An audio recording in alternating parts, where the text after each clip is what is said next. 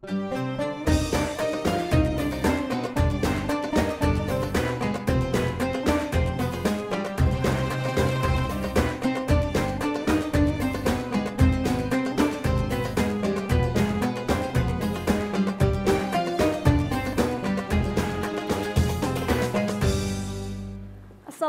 warahmatullahi wabarakatuh.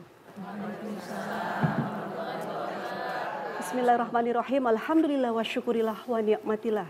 Wala haula wala quwata illa billah, amma ba'. Ada yang dikhianati dengan dusta. Tanggung jawab lepas begitu saja.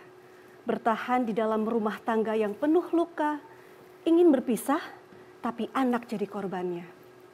Ada juga yang masih tinggal seatap dengan mertua. Dramanya membuat mengurut dada. Tajamnya lidah sering menjatuhkan air mata. Ingin keluar, tapi kemampuan belum ada. Ada juga yang masih tinggal dengan orang tua. Belum bekerja, belum berjodoh pula. Tiap hari berkorban rasa. Seperti di penjara karena tidak berdaya. Jumpa lagi pemirsa dalam tayangan penuh inspirasi yaitu Serambi Islami. Kita akan mengangkat tema yang begitu menarik sekali yaitu pergi sulit bertahan sakit. Namun saya ingin menyapa ibu-ibu yang luar biasa yang sudah hadir di studio TVRI. Ibu-ibu dari Majelis Taklim Raudatul Jannah Ciomas Bogor. Assalamualaikum ibu-ibu. Waalaikumsalam. Masya Allah. Sering ya kita melihat fenomena seseorang yang berada di posisi dilema. Ingin keluar, tapi susah sekali. Seperti apa bahasannya nanti kita akan sama-sama mengkaji dengan Ustazah kesayangan kita yang selalu kita rindukan wajahnya di Serambi Islami. Ustazah Dr. Handayati Priyati MAG. Waalaikumsalam. Masya Allah, sehat teteh. Barakallah. Ini aktual sekali ya? Ya. Ada semacam yang nyeri-nyeri. Iya, banyak yang relate pasti yang menonton. Kita juga kedatangan narasumber yang luar biasa. Beliau adalah seorang penulis novel dan ini novelnya mau diangkat di layar lebar. Perjalanan Pembuktian Cinta judulnya. Ini kepada saudari Nuzaibah Az-Zahra. Assalamualaikum Mbak Nusa. Waalaikumsalam. Sehat Mbak Nusa ya? Alhamdulillah. Nanti cerita-cerita sedikit selamat nih. Datang, Mbak. Selamat datang di studio TVRI. Dan ada juga dua sahabat kita, Qoriah yang cantik dan Sari Tilawah, Evi dan Aida. Sehat, Neng? Waalaikumsalam warahmatullahi wabarakatuh. Kita nanti sharing bareng ya. Ini temanya soalnya menarik dan menggigit. Yuk kita mulai diskusi kita pagi ini. Silakan.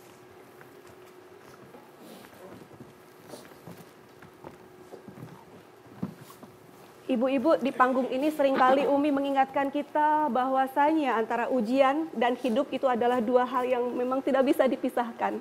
Selama kita hidup, seseorang pasti akan diuji melalui dirinya, melalui pasangannya, anaknya, mertuanya, pekerjaannya, dan saudaranya. Ketika kita mengetahui konsep bahwa hidup ini adalah ujian, apakah ini akan membuat kita mudah, Umi, untuk menjalankan kehidupan ini? Ya, baik. Bismillahirrahmanirrahim. Assalamualaikum warahmatullahi wabarakatuh. Waalaikumsalam warahmatullahi wabarakatuh. Alhamdulillah, alhamdulillahilladzi an'ama alaina bi ni'matil iman wal islam.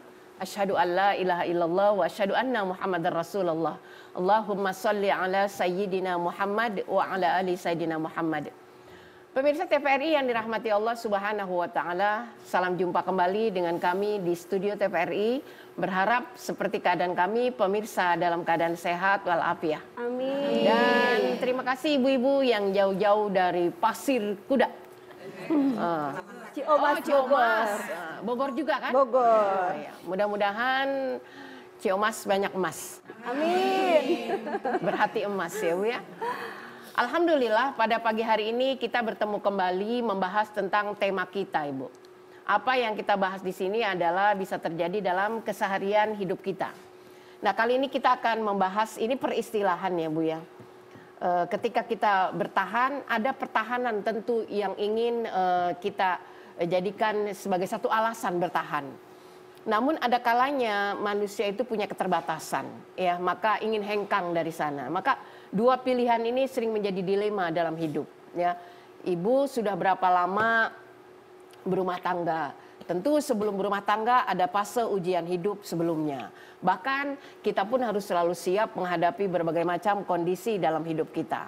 Maka ketika kita bicara tentang apa yang dikatakan ujian dalam hidup, Allah Subhanahu wa Ta'ala yang menguasai hidup, pemilik hidup sudah mengabarkan kepada kita bahwa orang hidup itu pasti diuji, Bu. Ya. Ya, jangan mau hidup tanpa ujian, Bu, karena nggak pernah naik kelas. Bu, dan ada orang yang hidupnya tidak pernah diuji, perlu dipertanyakan, jangan-jangan dia tidak hidup. Bu, alhamdulillah segala ujian dan rintangan yang dihadapi tahapan demi tahapan, fase demi fase berhasil dilalui. Dan itu berkat apa, Bu? Perjuangan dan doa. Dan dari situ mesti kita menyadari bahwa Allah memberikan potensi yang luar biasa pada kita. Jangankan kita, Bu, ibu orang Ciomas, ya. Para ambiya, Bu, orang-orang yang intensitas kedekatannya sangat dekat kepada Allah. Mana yang tidak diuji? Ya. Rasul Shallallahu Alaihi Wasallam diuji dengan mana? Polemik antar sahabat. Ya, ada juga bagaimana kondisi kehidupan keluarga dan perjuangan, semua itu dilalui oleh Rasul. Kuncinya apa, Bu?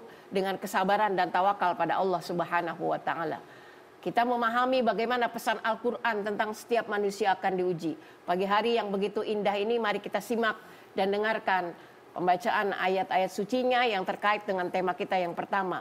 Bertahan dalam kekuatan ujian, insya Allah kita mampu menghadapi segala yang rumit-rumit dengan kekuatan ketakwaan. Silakan Epi dan Aida. A'udzu billahi minasy syaithanir rajim. Bismillahirrahmanirrahim. وَلَنَبْلُوَنَّكُمْ بِشَيْءٍ مِّنَ الْخَوْفِ وَالْجُوعِ وَنَقْصٍ مِّنَ الْأَمْوَالِ وَالْأَنفُسِ وَالثَّمَرَاتِ وَبَشِّرِ الصَّابِرِينَ. Shadaqallahul azim. Aku berlindung kepada Allah dari godaan syaitan yang terkutuk dengan menyebut nama Allah yang Maha Pengasih lagi Maha Penyayang. Dan kami pasti akan menguji kamu dengan sedikit ketakutan, kelaparan, kekurangan harta, jiwa, dan buah-buahan. Dan sampaikanlah kabar gembira kepada orang-orang yang sabar. Maha benar Allah atas segala firman-Nya. Ya. Bagi seorang muslim, ujian itu adalah rencana Allah yang sudah ditetapkan oleh Allah, yang disodorkan pada kita. Dan orang-orang beriman wajib menyikapinya. Yang pertama dengan apa? Sabar. Ya, maka nanti di ayat selanjutnya, alladzina asobathum musibah. Ketika ditimpakan musibah, musibah itu kalau kita melihat, Ibu, tidak selalu identik dengan kesulitan, tangis, bahkan mungkin harta yang banyak bisa menjadi musibah ketika dengan banyaknya harta tak mampu mendekatkan diri kepada Allah. Yang kedua, ridha. Maka keridhaan ini akan membawa apa? Pemikiran kita itu menjadi sebuah pemikiran yang rasional, jiwa menjadi jiwa yang tenang. Kenapa? Setiap Allah sodorkan ujian itu Allah sudah berikan bekal pada kita. Dengan Rahman dan Rahimnya, terbukti mana? Bisa lepas tuh dari segala masalah yang pernah terjadi. Kalau kita berpikir, Bu, saat kita diuji betapa rumitnya, betapa sedihnya, betapa buntunya pikiran, ternyata sampai saat ini masih mampu bertahan. Itu adalah karunia besar dari Allah Subhanahu wa Ta'ala. Masya Allah, Masya Allah. Kita nanti akan lanjutkan ya, Bu, ya, diskusi kita karena semakin menggigit ya. Pemirsa, jangan kemana-mana, tetap bersama kami di Serambi Islami.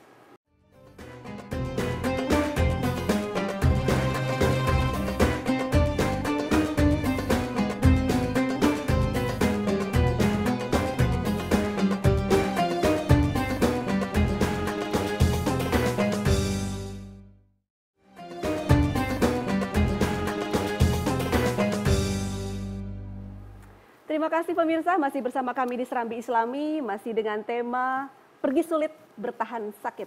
Silakan Umi. Iya, yang kedua, Ibu sekalian, tadi sudah 2 ya Bu ya, sabar, ridho. Yang kedua, introspeksi diri. Allah memberikan pelajaran kepada kita dengan sodoran dari ketidaknyamanan dalam hidup supaya kita bisa belajar, Bu. Iya. Kalau ada orang berkata sepanjang hidup sejak saya dihadirkan ke dunia ini selalu nyaman, tidak pernah diuji, wah itu hati-hati, Bu. Iya, ada yang dalam bahasa agama itu istidraj, ya Bu ya. Justru ini lebih rumit introspeksinya.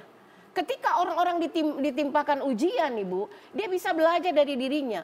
Oh, kenapa saya mengalami situasi yang seperti ini? Allah sedang memberikan pelajaran.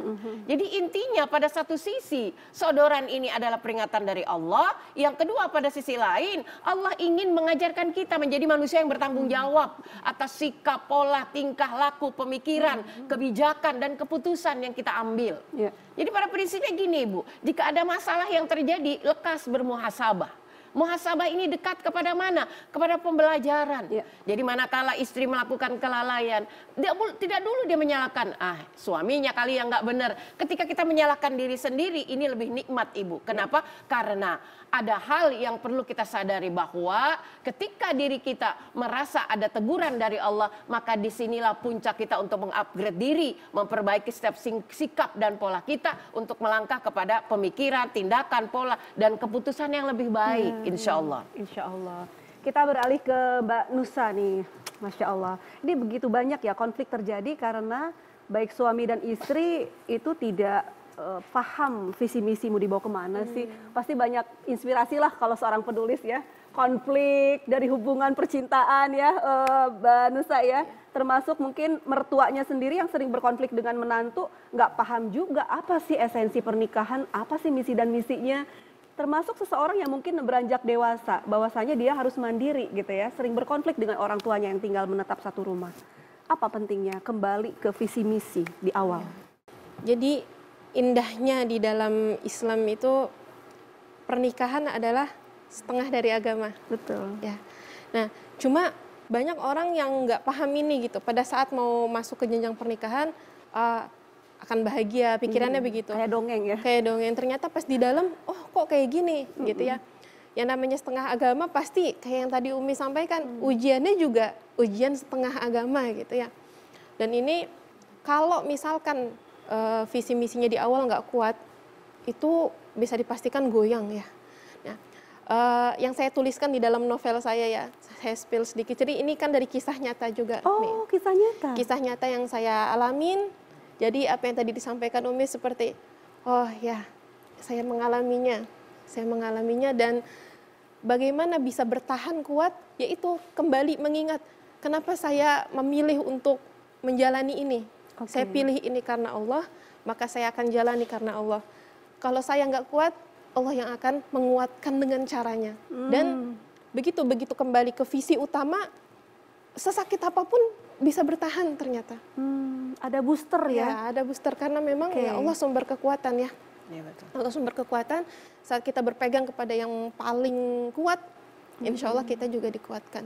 Dan benar pada akhirnya ini semua akan berlalu kok. Gitu. Oh iya. Iya. Tidak ada badai yang terus-terusan akan bergemuruh terus. Badai pasti berlalu kayak lagu, judul lagu ya Umi ya. Kayak judul lagu. Baik Umi, saya selalu ingat nih nasihat Umi bahwasanya dalam setiap musibah itu sabar dan sholat adalah penolongmu. Kita bicara tentang sabar dulu. Umi sering ngasih tahu yang namanya sabar itu di awal ujian, di awal permulaan. Ini bisa kita bayangkan ya, kalau seseorang dari awal udah sabar, pikirannya jernih, dia akan mudah mendapatkan solusi. Beda kayak orang yang nggak sabaran ibu-ibu. Bukannya solusi, yang ada masalah baru ya Umi ya. Jadi ketika sabar itu memang harus ditetapkan di awal permulaan ketika ujian itu datang Umi. Iya. Baik, pemirsa dan ibu-ibu, mari kita lanjutkan kajian kita. Jadi ketika tadi poin-poinnya sudah disampaikan, modal yang berikutnya tentu adalah sabar. Sejauh ini kita hidup ini, tentu modal sabar itu udah kita pegang Ibu ya. Cuma beda-beda orang memegang kesabarannya. Ada yang di awal, ada yang di tengah, ada yang di akhir. Kata Nabi SAW, sabar di akhir itu adalah hiburan. Oh. Iya, setelah banyak yang ngomong begini kan gitu. Justru sabar yang dikatakan sabar mendapat rahmat itu adalah sabar ketika pertama kali mendapatkan ujian. Kan udah dikabarin. Kalau udah dikabarin, begitu dia tuh datang, ya udah tahu bahwa ini adalah ujian gitu. Jadi puncaknya di situ. Kenapa? Ada kisah dari Rasul Shallallahu Alaihi Wasallam. Bagaimana kisah ini menjadi sesuatu pengingat buat kita.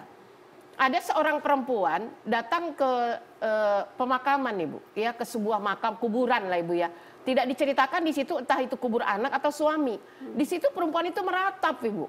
Meratapi, biasalah ya kalau perempuan itu ya, yang hidup dicuekin, yang mati ditangisin dan diajak ngomong. Ini kesalahan kita Bu ya. Jadi tempat curhat itu kuburan. Ya, di situ dia merajuk, dia mengeluh ya, redaksinya seperti apa, tapi itu adalah memang keluhan. Nah, ketika Rasul melihat adegan ini, Rasul menegur, ya, sabar Ibu. Dan puncak kesabaran itu adalah ketika pertama kali ujian itu datang. Lalu si perempuan ini tegur menjawab apa? Jawabannya Bu, wah jawabannya sentimental banget Bu. Dia berkata apa? Engkau tidak merasakan apa yang aku rasakan. Memang orang nasihatin itu selalu dikik balik kayak gitu Bu. Lalu seketika itu Nabi pergi. Dan begitu Nabi pergi, datang laki-laki lain dan menyampaikan pada ibu, tahu gak engkau siapa yang menegurmu tadi? Dia adalah Rasul Sallallahu Alaihi Wasallam. Kok Rasul nggak dikenal? Ya nggak seperti sekarang Bu, ada medsos kan gitu kan. Rasul Shallallahu Alaihi Wasallam pulang. Perempuan itu sadar, begitu dirinya ditegur oleh Rasul, dia datang ke rumah Rasul, minta maaf dan disadarkan oleh Rasul. Bu, puncak kesabaran itu memang harus dimiliki. Tapi kesabaran yang mendapatkan rahmat adalah ketika pertama kali ujian itu datang. Nah, saya ingin bicara tentang kesabaran ya Bu ya. Jadi ketika dikatakan sabar, Ibu begini, lemah, nangis, Ibu susah move on. Ya ibu-ibu bilang apa begini, saya kan lagi bersabar. Itu namanya sabar nggak berenergi Bu. Sabar bukan berarti kelemahan. Sabar bukan berarti pasrah. Sabar bukan berarti tidak berdaya Ibu. Yang dinamanya kesabaran itu adalah mampu memanage logika. Mampu mengelola hati untuk tidak menunjukkan ekspresi yang menunjukkan kekecewaan, kekesalan. Imam Ghazali menyampaikan bahwa ada dua hal kita bicara tentang kesabaran. Yang pertama, kesabaran kita dalam segi mana? Kemampuan fisik, Bu. Sakit ini yang paling menderita adalah fisik, Ibu. Yang kedua, ketika kita beribadah, ada yang dituntut fisik sabar. Coba Ibu haji, Bu. Dari rumah digiring bak pengantin. Udah di sana kita, Bu, bagaimana kita berjihad dengan kerumunan banyak saudara-saudara kita. Jangan sampai menyakiti, betul?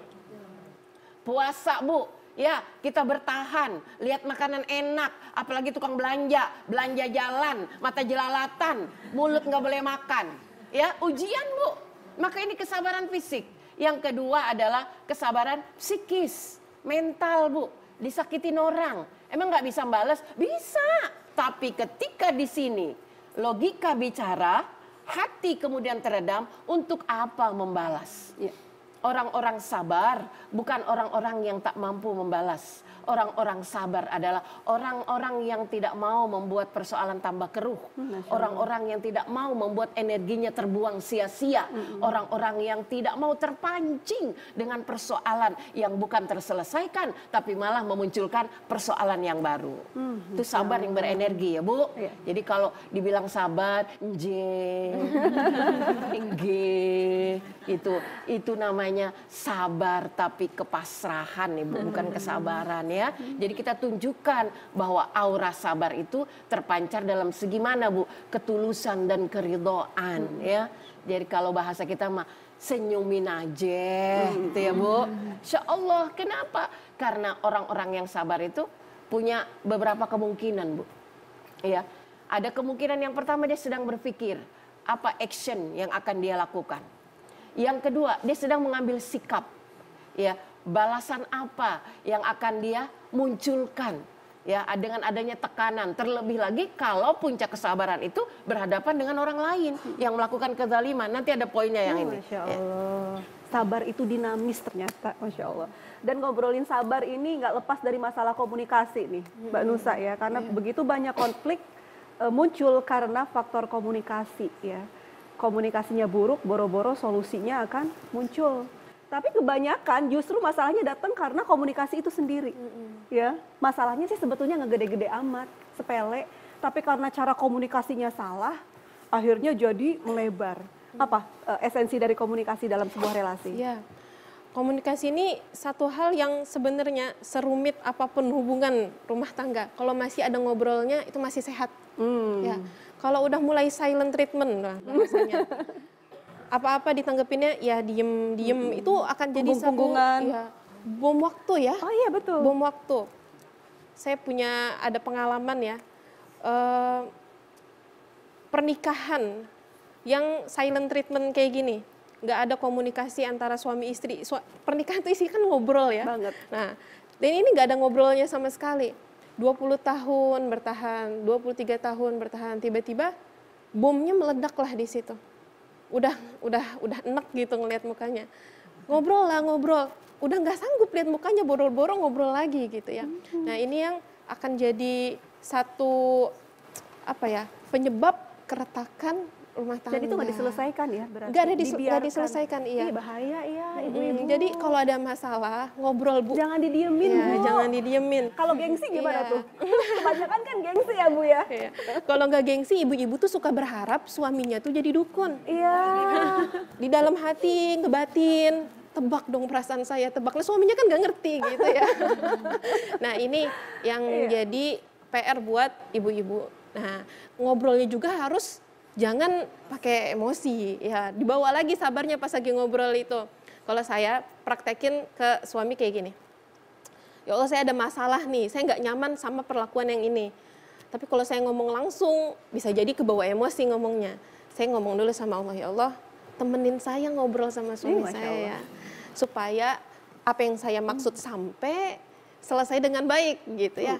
Walaupun sempet awalnya mau ngambek dulu, tapi pas ngambek mikir juga, ngambek nggak bakal selesai juga. Akhirnya saya samperin ngobrol, Masya oh Allah. ya terselesaikan dengan baik kok kalau mau ngobrol. Gimana niatnya ya Allah. Ini padahal udah seru nih, tapi kita harus break dulu ya. Pemirsa jangan pindahkan channel Anda. Tetap bersama kami di Serambi Islami.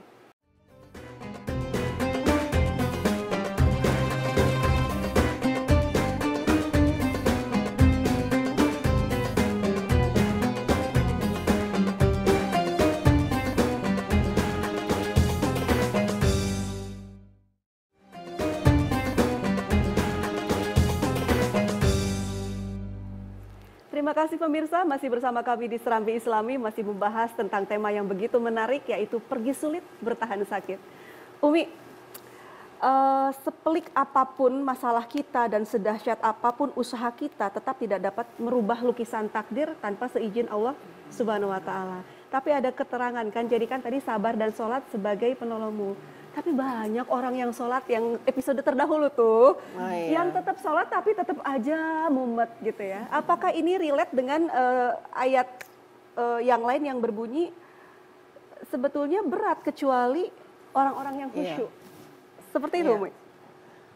Alladzina hum fi salatihim khashi'un. Ya, jadi ketika kita hidup, Bu, melepaskan diri jadi dari zat yang maha memberi kehidupan, maka saat itu sebetulnya kita sudah tidak hidup, Ibu. Begitupun halnya orang hidup ini selalu saja bergelut dengan masalah.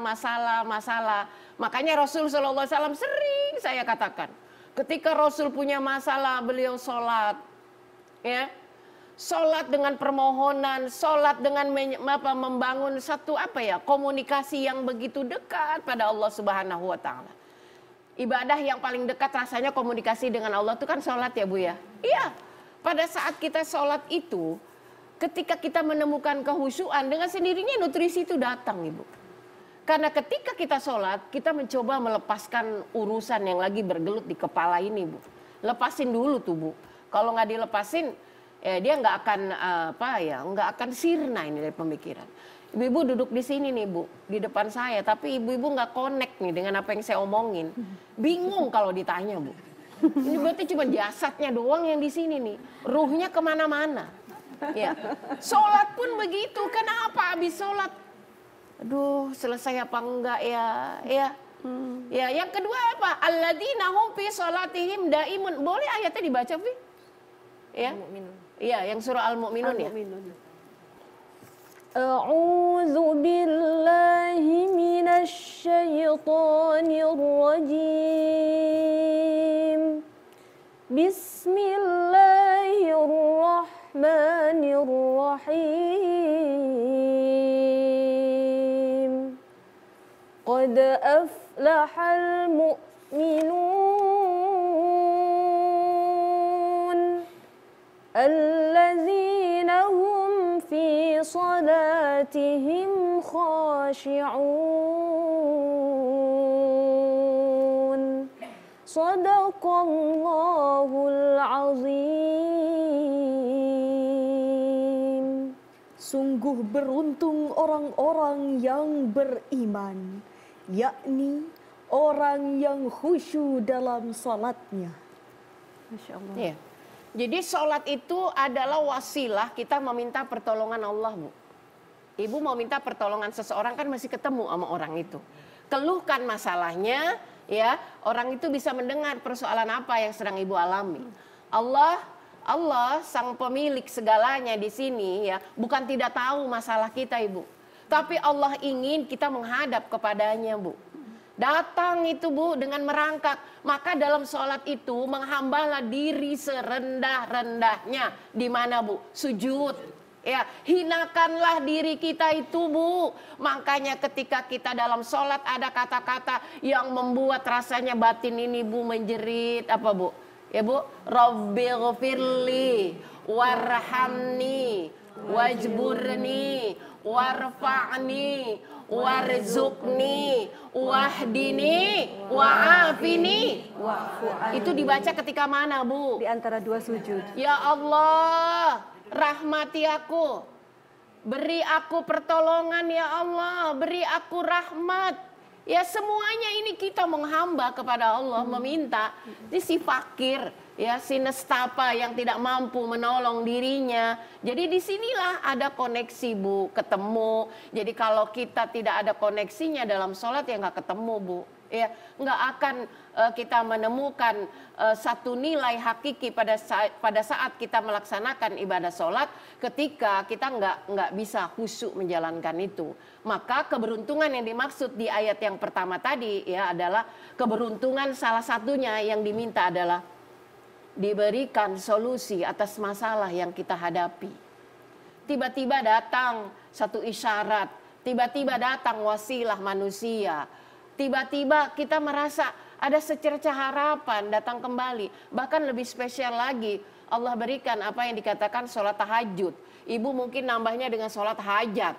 Iya, ada yang nambah lagi dengan sholat-sholat macam-macam itu, Bu, ya. Di luar sholat yang wajib. Apakah tidak cukup dengan yang wajib? Esensinya yang wajib itu menjadikan kewajiban bagi manusia yang merasakan ingin menemukan lagi komunikasi yang lebih dekat lagi, ditambah dengan yang sunnah. Dan di malam hari itu mengerjakannya. Tahajud kan di sepertiga malam, Ibu. Iya, di suasana yang senyap. Saat mana wifi-nya kenceng, Bu. Internet itu tengah malam itu luar biasa, Gak pernah putus ya, Mi. Kalau siang kan banyak yang make. Kalau malam banyak yang collab, Bu. Ya Allah. Iya, itu makanya kita bersyukur menjadi hamba Allah yang mana kala, Ibu, saat ini bulan Rajab adalah bulan di mana Allah Subhanahu wa taala memberikan satu nikmat kepada Rasul sallallahu alaihi wasallam, yaitu tentang diterimanya perintah salat bagi hambanya. Maka salat itu bukan kebutuhan Allah, Bu. Salat itu kebutuhan kita. Kita yang butuh Allah, bukan Allah yang butuh kita. Bahkan beribu-ribu manusia nggak sembahyang pun Allah nggak rugi, tapi manusianya yang rugi. Belum di yaumil akhir, di dunia aja udah beda, Bu, orang sholat sama orang nggak sholat. Masya Allah. Sabar, sholat, komunikasi, banyak nih masalah konflik ini. Ridho. Satu lagi nih, Mbak Nusa. Relasi yang cerdas itu kan relasi yang bisa menetapkan skala prioritas. Masalahnya nih, banyak sekali relasi yang dominan di dalam memaksakan kepentingannya. Misalnya, kepentingan suami di atas kepentingan istri, kepentingan mertua di atas menantu, kepentingan orang tua di atas anak. Artinya di sini kan harus ada cara untuk tidak memperlebar gap kesenjangan kepentingan ini. Dari inspirasi cerita atau apa yang sudah ditulis oleh Mbak Nusa, bagaimana cara menyikapinya? Ini balik lagi ke masing-masing pribadi, ya. Kalau di Quran Allah sebutkan bahwa setiap orang bersikap sesuai dengan pembawaannya masing-masing, ya. Jadi pada saat kita minimal, ya, dari kitanya pribadi jangan jadi orang yang egois, yang pengennya semuanya diturutin. Tapi pas orang lain minta, kitanya Oh enggak gitu ya, pengennya diutamakan tapi nggak mau berempati ke orang lain gitu. Padahal semua punya porsinya ya. Bagaimana kita bersikap ke suami, bagaimana kita bersikap ke orang tua, mertua gitu ya. Nah, pada saat seseorang ya kenal sama dirinya, dia kenal sama Allah, dia akan menjaga dirinya untuk tidak menzolimi orang lain. Ya, menjaga diri untuk gak menzolimi orang lain. Terus gimana pada saat dia yang kena zolim? Ya, dia yang dizolimi sama orang lain. Nah, dia udah paham bahwa semua ini nggak selesai di dunia gitu ya. Oke. Semua akan ada pertanggungjawabannya di akhirat. Saat ini saya akan bersikap sebagaimana yang Allah arahkan. Dan Kalau Allah masih bisa ridhoi ya, kalau Allah, kalau masih bisa ngobrol, ngobrol udah tetap nggak bisa menyelesaikan masalah. Saya serahkan ke Allah biar Allah yang selesaikan ini dengan caranya. Nah, Udah serem tuh kalau udah ngomong gitu ya. dan kalau Allah dengan pakai caranya kadang ya nggak terduga, entah Allah balik hatinya jadi berubah, atau Allah kuatkan kita untuk bertahan dalam menghadapi kezolimannya gitu ya. Terus sampai kapan nih gitu ya bertahan dalam kezoliman ini gitu ya. Kayaknya sakit banget gitu bertahan selama ini. Sampai kapan ya Allah? Biasanya kita bertanya gitu ya, sampai kapan? Kenapa harus saya? Kenapa nggak yang lain aja gitu. Nah, bertahan dalam kesabaran, ridho dengan apa yang Allah tetapkan untuk kita, itu satu ibadah terbaik ya. Itu nutrisi ya. Ya, menerima apa yang Allah takdirkan, enak ataupun gak enak yang biasa. Kalau enak kita bisa nerima dengan mudah, tapi gimana saat kita dihadapkan sama sesuatu yang gak enak, kita ridho, Allah Itu luar pun ridho, biasa ya, Masya Allah. Insya Allah Iya, Allah Umi, akan- ini berbicara masalah menzolimi dan dizolimi ini kan tidak lepas dari masalah hierarki atau kekuasaan. Misalnya nih, yang punya rumah menzolimi yang penumpang, yang menafkahi menzolimi yang dinafkahi, ini biasanya gitu ya, potretnya seperti itu. Yang lebih tua dengan yang lebih muda. Dan ada keterangan memang kita perlu menggunakan tangan kita untuk menghentikan kezoliman. Tapi apakah redaksinya harus diterjemahkan seperti itu? Ya, baik. Ibu sekalian yang dirahmati Allah, kezaliman itu adalah satu hal yang menyebabkan imbas kerugian bagi orang lain. Maka saya teringat dalam Ihya Ulumuddin itu dinyatakan, Bu, orang-orang yang dizolimi itu punya 3 tindakan. Ya, saya hierarki seperti ini. Yang pertama, orang-orang yang dizalimi itu yang paling lemah itu, Bu. Ini sering dilakukan adalah nangis. Ya, mulai tadi nerimo. Ya, Bu ya. Dia nggak punya daya, dilemahkan. Nah, boleh, itu boleh. Yang kedua, membalas. Nah, tadi yang di pertanyaan Teh Widi itu. Bahkan itu ada ayatnya, ya, Pi ya. Silakan dibaca ini. أعوذ بالله من الشيطان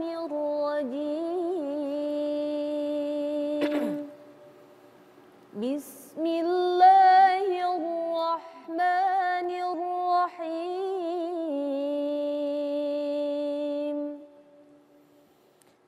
وإن عاقبتم فعاقبوا بمثل ما عوقبتم به ولئن صبرتم لهو خير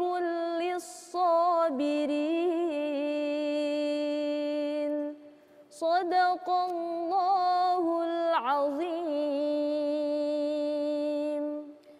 Dan jika kamu membalas, maka balaslah dengan balasan yang sama, dengan siksaan yang ditimpakan kepadamu. Akan tetapi, jika kamu bersabar, sungguh itulah yang lebih baik bagi orang yang bersabar.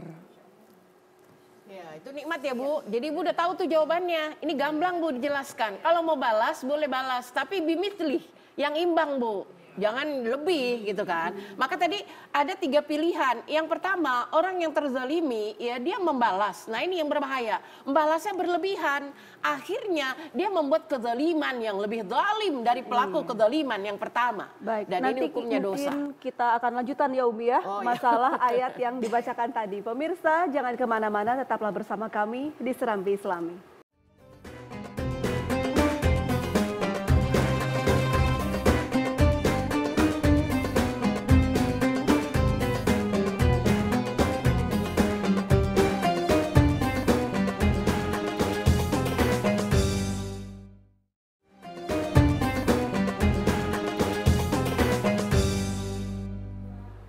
Baik pemirsa, masih bersama kami di Serambi Islami membahas tentang bertahan sakit dan pergi sulit. Silakan Umi tolong dijelaskan Itu lebih bagian lanjut. tadi ya, yang terzolim itu ngambil sikap yang pertama tadi Bu, ngebalos tapi lebih dahsyat. Hati-hati, itu bisa membawa kepada perbuatan dosa. Ya, kezalimannya kelebihan Bu. Tuh kalau ngebalas emang banyaknya kelebihan ya Bu ya.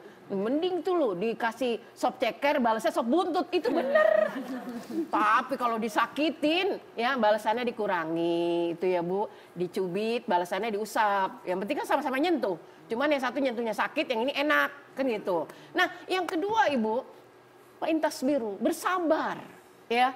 Tapi bukan hanya sabar, itu yang lebih indah ini Bu. Target yang mahal itu. Fahuwa khairul lakum, itu yang lebih baik kata Allah, ya. Nah ini ada kasus Ibu, ketika Rasul Shallallahu Alaihi Wasallam diuji berat ya dengan apa? Disakiti, aduh begitu pemandangan yang sangat memilukan ketika pamannya Sayyidina Hamzah ya, yang terbunuh ya di medan Uhud, kemudian bukan hanya dibunuh Bu, tapi dicabik-cabik itu ya, dan diambil itu ya, apa Bu? Ada jantung, ada hatinya ya dalam riwayat itu. Itu betapa Allah ya diuji benar-benar kesabaran. Tapi di sanalah Rasul Shallallahu Alaihi Wasallam dituntun oleh Allah Subhanahu Wa Taala untuk memiliki kekuatan kesabaran. Memang sulit ya Bu ya. Ya ibu-ibu bisa rasakan, saya juga bisa merasakan. Tapi justru ketika kita menanamkan virus maaf di sini malah itu lebih nikmat Bu. Nah yang berikutnya Bu, ada nih langkah ekstrim juga Bu. Yang lebih dahsyat dari sekedar apa? Membalas itu Bu. Tadi nih udah disebut nih sama Mbak, diem. Nah di sini diem Bu. Diem itu bagi orang yang terjolimi Bu, itu adalah sesuatu yang paling menyakitkan bagi orang yang menzalimi. Ya, karena dalam diam orang yang terzalimi itu ada banyak kemungkinan. Aduh. Iya, dia bisa jadi sedang atur strategi. Yang kedua, bisa jadi dia sebenarnya ya telah menghilangkan orang yang pernah menzaliminya di dunia ini. Ya, jadi jangan main-main dengan diamnya orang yang terzalimi. Urusannya di akhirat Bu. Ya, maka kata Allah Subhanahu Wa Taala, ya ketika kita menzalimi seseorang itu wajib ditemui Bu sampai ada kata maaf dari dia. Nah ini dengan bahasa diam. Tapi sesungguhnya kalau diam ini tanpa ada kerelaan untuk mengikhlaskan kezaliman seorang itu justru jadi bumerang juga buat kita. Jadi penyakit. Ya maksudnya diamnya diam memaafkan. Bukan malah diam jadi actionnya kita ini udah nggak mau tahu. Nah ini orang kalau udah dianggap adanya dianggap nggak adanya itu menyakitkan Bu. Betul. Ya akan tetapi ini juga hati-hati, bukan solusi baik juga buat kita yang terzalimi. Karena selamanya ketika kita masih berada di dunia ini kan bisa ketemu sama dia Bu. Apalagi sama-sama tukang ngaji sama yang dizolimi. Waduh, dia datang duluan. Dia yang datang duluan, kita yang udah sok duluan. Wah kan gitu, kondangan dia udah ngambil piring, kita kagak jadi makan. Baik. Tiba-tiba kenyang ya, insya Allah ya. Jadi posisi ini pun kita wajib tahu di mana batasannya. Oke siap. Jadi lebih parah kalau diadukan kepada Allah. Ya itu tadi kesabaran dan ridha memaafkan. Memaafkan. Baik, kita sudah masuk ke segmen Ruang Curhat. Curhat yuk. Masya Allah. Kita akan simak pertanyaan dari video berikut ini. Silakan. Bismillahirrahmanirrahim. Assalamualaikum Ustazah Yati. Saya Nuryati dari Majelis Ta'lim Rodotul Quran Pondok Pinang, Jakarta Selatan. Saya mau bertanya Ustazah, apakah kita sebagai orang tua dibenarkan oleh agama selalu mengalah pada anak demi tidak berdebat dan bertengkar pada anak? Padahal kita tahu itu hukumnya bagi anak adalah dosa. Mohon petunjuknya Ustazah. Demikian. Wassalamualaikum warahmatullahi wabarakatuh. Waalaikumsalam warahmatullahi wabarakatuh. Ini bertahan tapi sakit. Ya, saya mengupload tausiah saya tentang bagaimana posisi anak, ya. Tapi akhirnya ada yang komen seperti itu Bu. Saya makalah sama anak Ustazah, begitu ya. Saya balas lagi, Bu. Ini bukan pertandingan antara orang tua dengan anak kemudian disebut orang tua kalah sama anak ya. Pada sisi ketika posisi kita menjadi orang tua ada metode Ibu. Ya, ada metode tarik ulur. Di mana kita mesti keras sama anak, di mana kita mesti memberikan satu hal yang lembut pada anak. Namanya posisi orang tua itu bukan istilahnya serba salah Bu. Banyak khazanah yang mesti harus dimiliki orang tua di bawah pengetahuan anak. Betul. Ya, ini fase saya juga sudah mengalami itu Ibu sekalian. Nah, semestinya pada saat kondisi seperti ini tidak ada kalimat kita kalah, apalagi di sana dengan alasan orang tua bahwa tahu anak ini dengan sikap seperti ini dia menjadi anak yang durhaka, ya nggak benar. Itu artinya apa ibu sekalian? Jangan mendiamkan. Nah, orang-orang yang mengalah itu bukan berarti lemah. Dan ketika kita lembut itu bukan berarti kita ini orang tua yang lemah juga, tapi tunjukkanlah posisi kita sebagai orang tua ini pada posisi yang punya marwah, bersahaja. Ya, makanya itu tuntunannya ada di dalam Al-Qur'anul Karim, ya, di dalam surah Luqman itu. Allah berikan bimbingan tentang bagaimana akhlak anak pada sesama, tentang bagaimana adab ketika berhadapan dengan manusia. Posisi kita sebagai orang tua juga diajarkan di dalam Al-Quran melalui contoh para nabi. Yang pertama, bagaimana Nabi Allah Ya'qub alaihi salam. Bu, ibu baca kisahnya bu tentang Nabi Ya'qub alaihi salam. Kan anaknya banyak bu. Nah itu kan Nabi Yusuf dan saudaranya Benyamin inilah yang anak kesayangannya karena nurut, patuh ya. Dan di sana ada nubuah kenabian. Tapi bagaimana dengan yang lain? Yang lain itu malah membuat makar bagi adiknya Nabi Yusuf alaihissalam. Bagaimana Nabi Yakub meresponnya? Kalimat yang paling terindah adalah wallahul musta'an ala ma tasifun. Ya bu? Kepada Allah aku memohon pertolongan atas apa-apa yang kamu katakan. Nah, jadi ini kata-kata bu, menukik bagi anak bu. Nabi Yakub tahu anaknya berbohong, tapi nggak didoktrin. Bohong kamu. Adekmu tidak dimakan serigala, nggak digituin bu. Tapi ditukik dengan kata-kata ini, anak tuh apa bu? Menohok rasanya. Oh, feeling sebagai orang tua itu kan biasa tajam bu. Ya, jadi di situ tetap ditunjukkan wibawa kita. Jangan sama anak sampai-sampai bu, bapaknya aja gerah ngelihat emaknya kayak gini ya. Kesabaran. Iya. Tapi sabarnya pasif. Iya, sabarnya seperti itu. Maka ya mudah-mudahan kita kedua-duanya tidak tergelincir. Memang cinta ibu itu terlalu pada anak ya. Karena di dalam tubuhnya ada benda nih yang namanya rahim. Karena itu kalau bicara soal cinta ibu mah jangan ditanya. Hatinya sakit tetap aja ngomongnya baik sama anak. Masya Allah. Marahnya sama suami. Baik, baik. Masih di segmen Ruang Curhat? Oke, ada yang mau bertanya ibu-ibu? Ada? Oke, saya di bagian ini dulu Bu ya, silakan. Saya Titik Maimunah dari Majelis Taklim Raudhul Jannah, Bogor. Kami ingin bertanya Ustazah, bagaimana apakah dibolehkan dalam agama kita mempertahankan rumah tangga demi anak? Nah, terima kasih Ustazah. Padahal berkonflik ya Bu. Padahal ya? berkonflik. Ya. Baik, terima kasih. Baik Umi, kita undang Umi ke depan atau nanti kita undang Mbak Nusa juga ke depan. Silakan Umi. Ini banyak menjadi alasan klis bagi ibu-ibu. Ya, saya bertahan demi anak. Itu tadi barusan saya ungkapkan. Memang cinta ibu pada anak tuh luar biasa. Sampai dirinya rela menderita. Padahal penderitaan dari awal tuh udah banyak. Ya Bu, ketika mengandung, melahirkan, menyusui, bukankah itu derita Bu? Tapi ketika ternyata anak-anak tumbuh kembang menjadi dewasa, tak kalah dahsyat deritanya. Ya, akhirnya apa? Ada benturan dalam kehidupan rumah tangga dengan pasangan, bertahan dengan alasan demi anak-anak. Ya, pada prinsipnya ibu sekalian, ketika pertahanan itu adalah pertahanan yang memang punya alasan kuat untuk menyelamatkan ya, kesehatan mental dan fisik anak, boleh. Boleh. Yang kedua, alasannya adalah banyak kezaliman di sana. Tetapi kalau seandainya islah masih ada, perbaikan masih bisa, tempuhlah itu. Kenapa ya? Karena yang berhak bahagia, yang berhak selamat juga bukan cuma anak, ibunya juga. Betul. Membesarkan anak kalau happy itu nikmat Bu, ya beda dengan membesarkan dalam tekanan, ya Bu. Mandiin anak, nyuciin baju anak, kan kalau sambil happy enak dibanding tampil cembetut.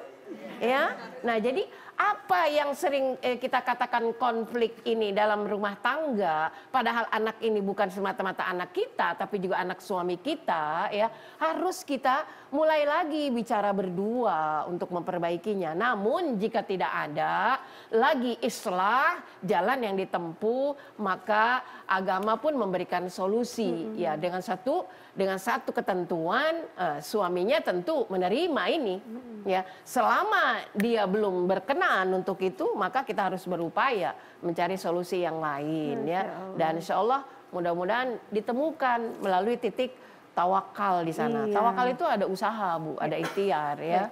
Bagaimana berupaya. Jika tidak mampu, ya hadirkan orang lain untuk memberikan nasihat, ya. Kalau memang kita masih ingin menyatukan anak-anak ini dengan kita dan dengan ayahnya. Minta pertolongan ya Umi, Iya. mediasi.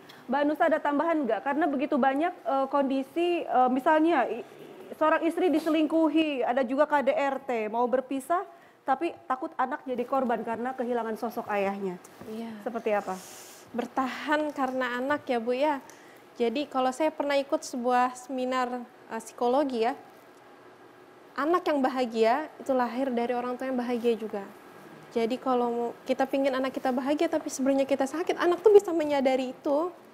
Ya, jadi anak itu akan senang kalau ngelihat orang tuanya juga akur gitu ya. Bahagianya tuh bahagia dari hati ya, ke anak juga nyampe gitu. Nah, jadi seperti yang tadi disampaikan sama Umi, saya setuju banget. Kalau masih bisa diusahakan ngobrol ada solusi, selesaikan dengan cara itu. Tapi kalau sudah nggak bisa, ya Allah juga kasih jalan lain, itu enaknya. Kalau banyak mudorotnya. Kalau banyak mudorotnya, iya. Lebih baik ya Berpisah Bisa. saja. Jadi batasannya itu antara maslahat dan mudorot. Nah yang masalah gini, pingin pisah suaminya maunya tetap. Nah itu bingung ya. kalau udah gitu ngadu lagi Bu sama Allah. Masya Ntar Allah Allah. kasih jalan keluarnya. Baik, masih di segmen Ruang Curhat. Curhat yuk. Masih ada lagi mau bertanya? Oke, silakan. Ya. Bismillahirrahmanirrahim. Assalamualaikum warahmatullahi wabarakatuh. Waalaikumsalam warahmatullahi wabarakatuh. Perkenalkan, saya Ibu Sri dari Majelis Taklim Raudatul Jannah Ciamas Bogor. Ustazah mau bertanya, sampai di titik manakah batasan pertahanan seorang istri yang mempunyai kesulitan perekonomian keluarga? Terima kasih. Wabillahi taufik wal hidayah. Wassalamualaikum warahmatullahi wabarakatuh. Waalaikumsalam. Aduh, ini juga kasus klise banget ini Umi, banyak ya. Apalagi pas Covid kemarin, angka perceraian meningkat secara tajam. Karena perempuan paling nggak tahan ibu miskin. Bagaimana Umi?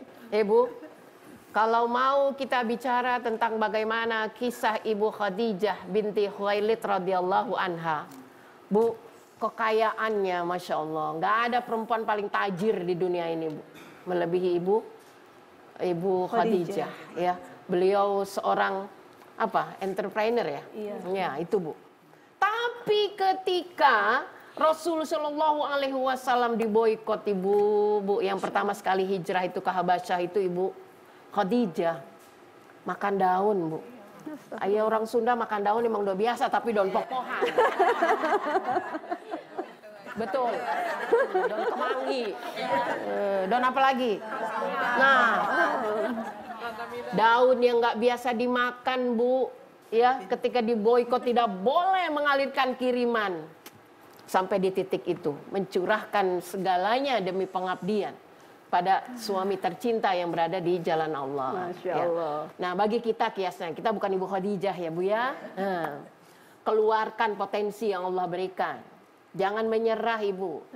Karena kenapa? Rezeki ada pada orang-orang yang beriman. Wa yarzuqhu min haitsu la yahtasib. Kuncinya apa? Wa may yattaqillah. Takwa dulu Bu. Ibu-ibu nih, yakin ini pernah menjadi pejuang ekonomi keluarga. Amin. Saya sering bilang ibu-ibu kalau ngaji banyak untungnya. Ekonomi sulit, ngaji aja yang rajin, tapi sebelum ngaji parut singkong. Betul? Iya, parut singkong bawa ke pengajian. Ibu-ibu di pengajian apa juga dijual laku, Bu. Habis diparut, dicemek-cemek, Bu. Kalau dalamnya oncom namanya. Kalau dalamnya gula namanya. Baik pemirsa, nanti kita akan lanjutkan diskusi kita setelah yang hadir berikut ini. Tetap bersama kami di Serambi Islami.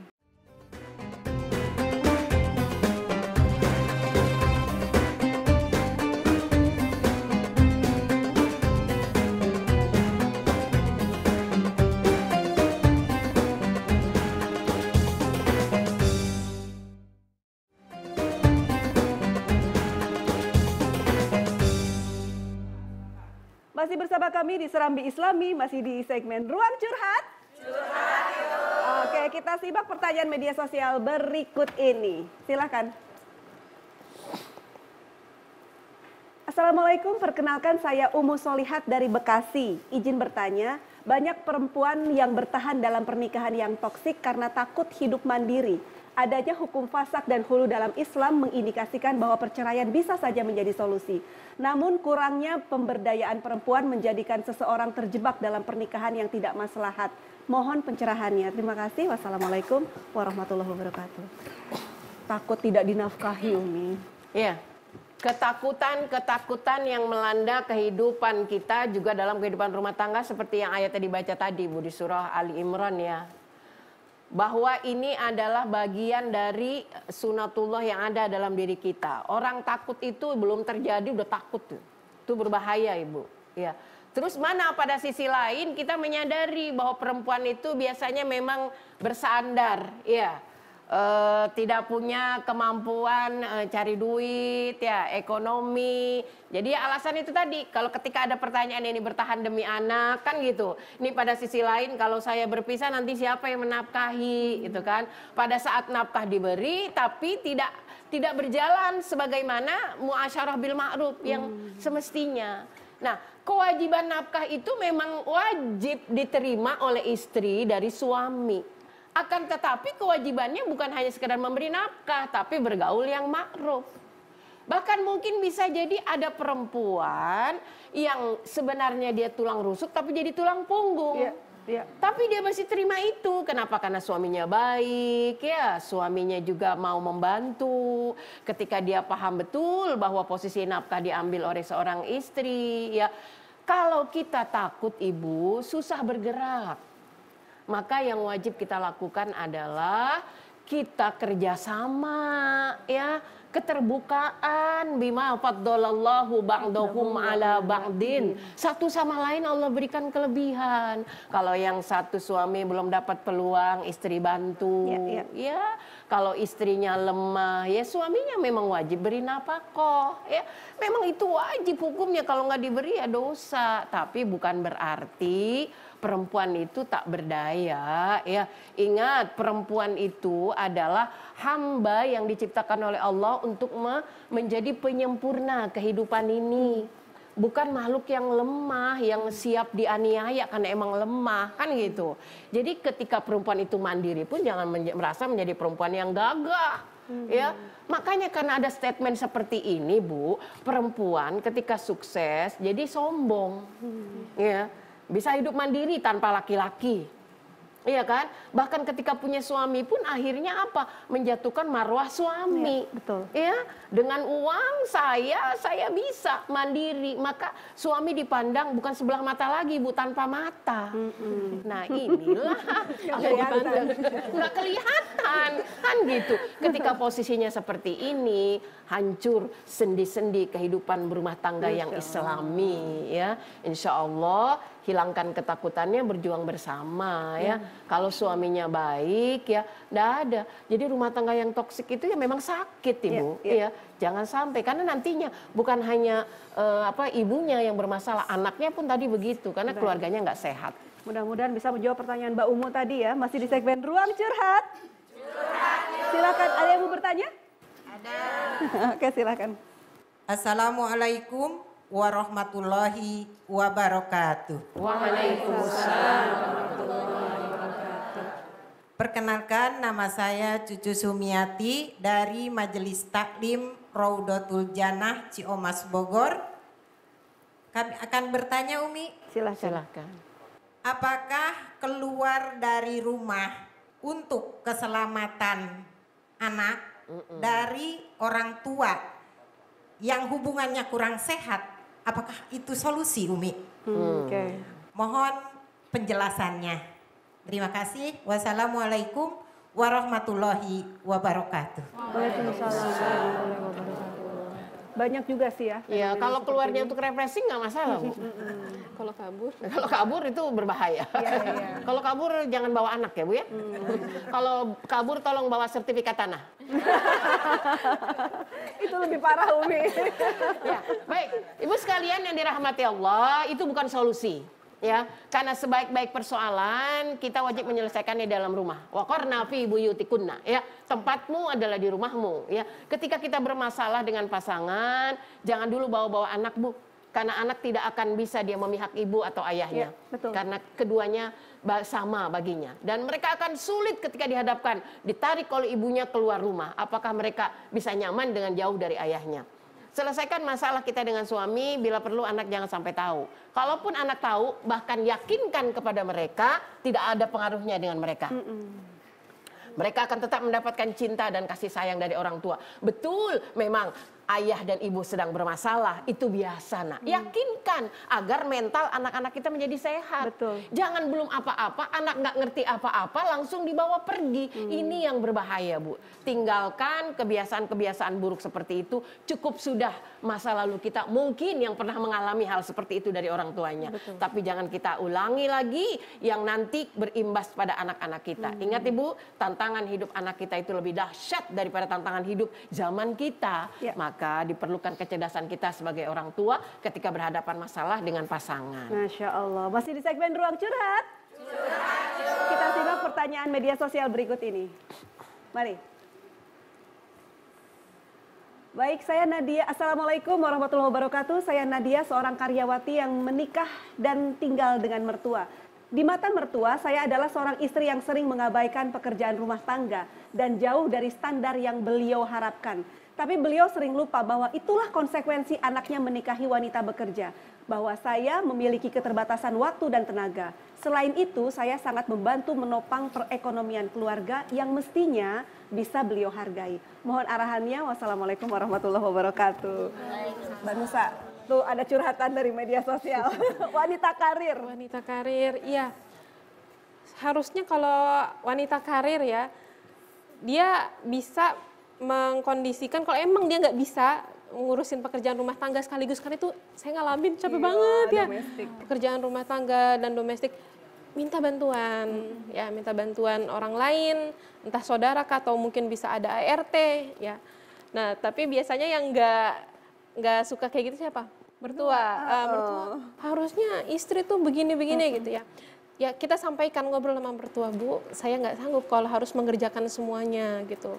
Saya bisa-bisa sakit kalau misalkan mengerjakan semua hal gitu ya, pekerjaan domestik, pekerjaan saya di luar gitu. Ya, jadi saya mau pakai ART gitu. Dikomunikasikan. Syukur-syukur dibelain tuh mas suaminya. Nah, iya benar. Gimana tuh Umi? Ini kan jadi apa ya, sesuatu yang memicu konflik, Umi. Silakan Umi ditambah. Tidak ada yang ideal di dunia ini, Bu. Maka ketika yang dipilih adalah pekerjaan, tentu saja tidak bisa seluruh waktu itu tercurah untuk keluarga. Jika memang itu dari awal kesepakatannya adalah mencari istri seorang wanita karir, jangan menuntut banyak untuk berperan di rumah. Kalau memang menginginkan istri yang berperan banyak di rumah, jangan meminta perempuan itu untuk berkarir. Ya. Itu pilihan. Dan itu wajib dimengerti bukan hanya oleh pasangan, tapi juga oleh kedua belah pihak orang tua. Ya. Nah, pada prinsipnya ketika kita melangkah kepada bagian syariat adalah justru itu tanggung jawab nafkah itu kan di suami. Ya, tapi bukan berarti tanggung jawab rumah tangga full tanggung jawab istri. Iya, mungkin urusan bersih-bersih segala macam. Tapi bagaimana dengan pendidikan anak? Termasuk anak juga didelegasikan juga pada istri. Inilah yang menjadi persoalan sering terjadi, akhirnya anak-anak itu ya tidak bisa melihat bahwa dia dapat pendidikan dari ayah karena tugas ayah itu cari uang. Karena suami juga sering bilang, aku udah capek cari uang. Ya, betul. Kamu yang ngurus anak-anak. Ya. Itu dari mana pembagian kayak gitu? Coba cari di Quran, ada apa kagak? Yang ada di Quran, kita itu apa, Bu? Hamalathu ummuhu wahnan ala wahnin, ya. Hamalathu ummuhu kurha wa wada'athu kurha, hamil lemah, wa hamluhu wa fisaluhu 30 syahran, 30 bulan aja. Habis itu kasih bapaknya, mau jadi apa tuh bocah? Ya, jadi di situ Ibu sekalian ya, makanya kepincangan ini wajib dibicarakan. Baik. Termasuk kalau ini adalah bagian dari kata-kata mertua, betul tadi bicara dengan mertua. Baik. Nah, makanya kita jadi mertua ya, harus menjadi mertua yang bijaksana. Amin. Karena mantu adalah anak ya. Mudah-mudahan banyak mertua yang nonton Serambi Islami ya Mbak Nusa ya. Oke, baik, masih di segmen Ruang Curhat. Satu pertanyaan lagi silahkan. Iya, silahkan. Assalamualaikum warahmatullahi wabarakatuh. Waalaikumsalam. Saya Puji dari Majelis Ta'lim Raudatul Jannah, Ciomas, Bogor. Izin bertanya Ustazah. Iya. Begini, kadang-kadang anak itu sangat sulit gitu menjalin komunikasi dengan orang tua dikarenakan perbedaan zaman dan sudut pandang. Bagaimana agar rumah tangga itu tetap dalam mempertahankan rumah tangga yang utuh dengan adanya perbedaan-perbedaan yang ada itu. Terima kasih. Assalamualaikum warahmatullahi wabarakatuh. Waalaikumsalam warahmatullahi wabarakatuh. Silakan Umi. Beda zaman, Iya. ya milenial sama kolonial. Jadi nggak nyambung. Jadi sekarang koneksi kita sama anak macet. Putus ya Bu ya. Jadi anak paling konektif itu dengan gadget.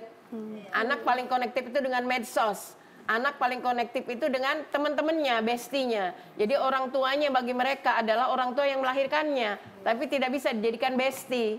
Tidak bisa dijadikan teman cerita. Ini bagaimana tipsnya? Ibu sekalian yang dirahmati Allah, senjata paling ampuh sebagai orang tua itu udah dikasih sama Allah Subhanahu wa taala yang tidak bisa terkalahkan oleh gadget, oleh media sosial. Bahkan sampai zaman kapanpun posisi kita orang tua itu adalah posisi yang paling utama.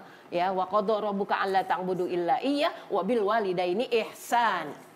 Ya, jadi anak wajib berbuat ihsan pada orang tua. Nah, sikap kita sebagai orang tua adalah modal besarnya apa Bu? Perhatian, cinta dan kasih sayang. Ya, walau ngomongnya nggak nyambung, sambung sama cinta. Nanti jadi nyambung. Insya Allah. Memang Mama nggak ngerti ini ilmunya apa. Kita ngomong sering terjadi miss ya Bu ya. Tapi kalau masakan ibunya enak, cepat pulang. Aman lah ya Mi ya. Iya, nggak terkalahkan Bu. Oke. Dari sambil makan itulah terjalin kedekatan anak dengan orang tua ya. Jadi bagi ibu-ibu yang ngerasa komunikasi dengan anaknya sudah terputus, itu sebetulnya bahasa aja Bu.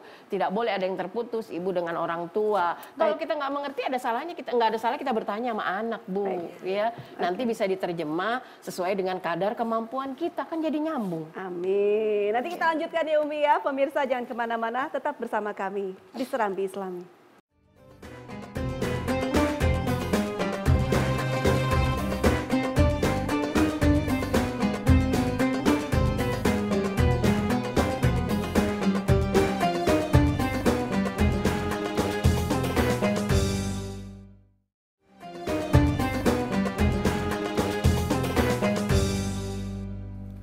Baik pemirsa, kita sudah berada di segmen terakhir, namun kita masih ingin membahas nih bagaimana sih situasinya jika pergi begitu sulit tapi bertahan begitu sakit ya.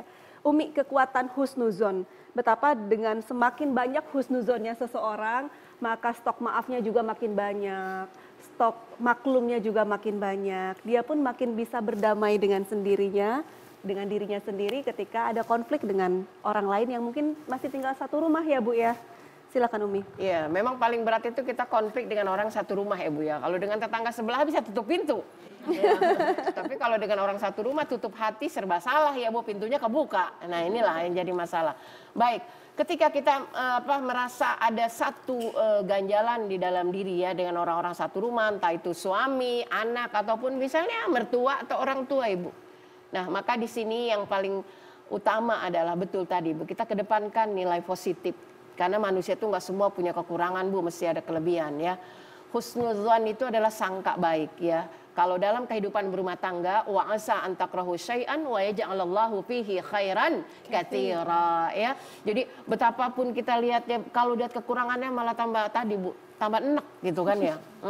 Tapi ketika kita lagi nggak mood ini, oh iya, Coba Bu, itu teori itu selalu saya letupkan itu, ya. Walau orang berkata begini, begitu, karena yang menjalani kan kita, Bu. Ya. Orang kan hanya ngelihat casing luarnya saja, ya. Tapi disitulah kita lihat, oh betapa ternyata kelebihan itu menutup kekurangannya. Sama sebetulnya pada diri kita pun seperti itu, Bu. Jangan merasa kita seperti orang yang nggak punya kekurangan, Ibu. Yang kita cari dari orang kekurangan aja, Bu, maka selamanya kita tidak akan pernah nyaman dengan orang lain.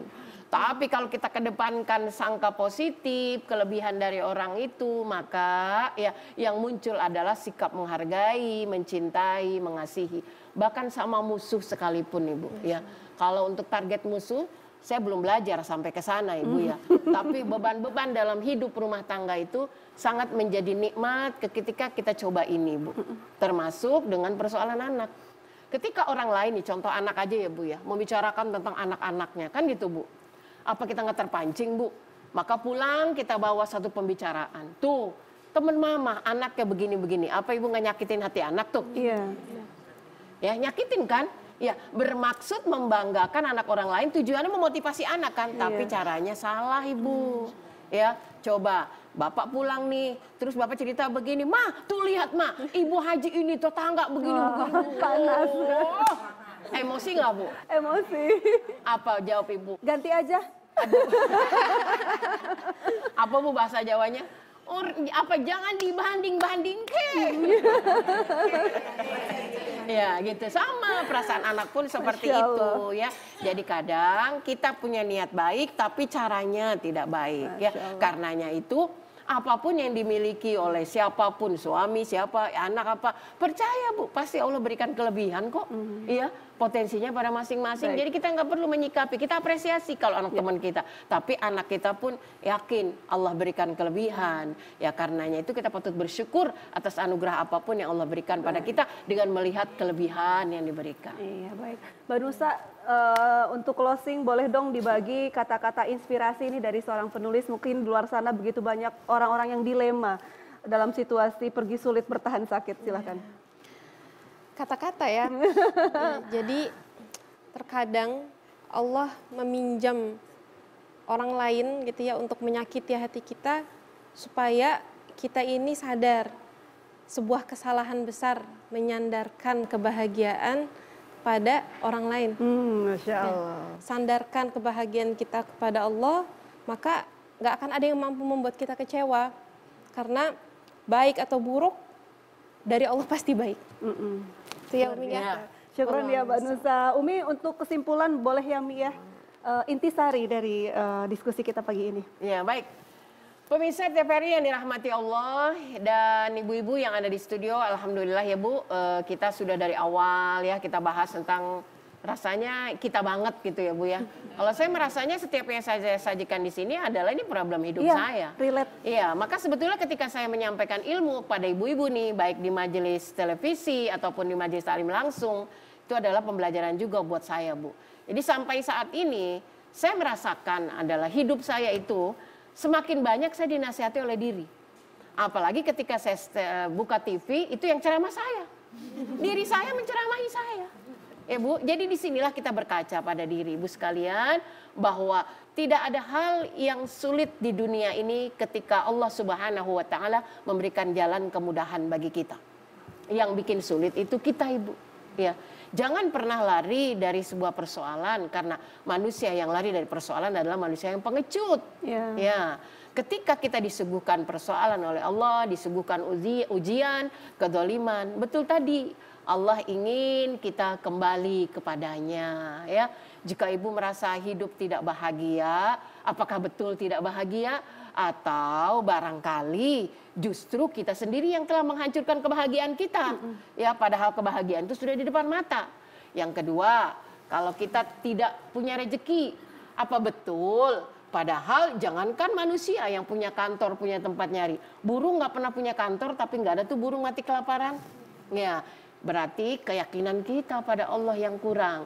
Karenanya mari kita tetap berusaha, tegak berdiri di atas optimisme dan sikap istiqomah untuk tetap berjuang, ya, untuk tetap eksis sebagai khalifatullah dengan bertanggung jawab atas kehidupan diri kita sendiri. Karena hanya orang-orang yang bertanggung jawab pada kehidupannya sendiri mampu bertanggung jawab kelak di yaumil akhir dan akan menjadi contoh bagi orang-orang di sekitarnya.